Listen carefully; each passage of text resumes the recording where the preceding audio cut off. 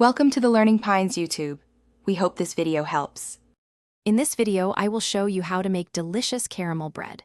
We'll start by gathering all our essential ingredients, including 2 1/2 cups of all-purpose flour, 1/2 cup of granulated sugar, and 1/4 cup of softened butter. Next, we'll mix and knead our dough until it's wonderfully smooth. Finally, we'll let it rise for approximately 1 hour, preparing it for the next exciting steps. Now, let's create that irresistible caramel sauce.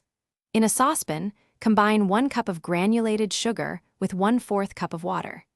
Heat this mixture over medium heat without stirring, allowing it to transform into a beautiful amber hue.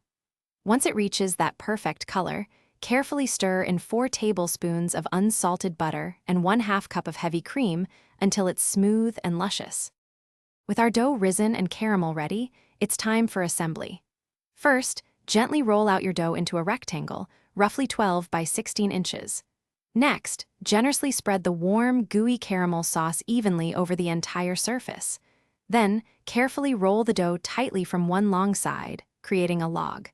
Finally, slice this log into 12 individual, delightful pieces. Our caramel bread is almost ready.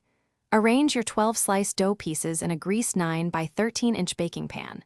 Bake them in a preheated oven at 375 degrees Fahrenheit for about 25 to 30 minutes, or until golden brown. Once baked, let it cool for 15 minutes before serving.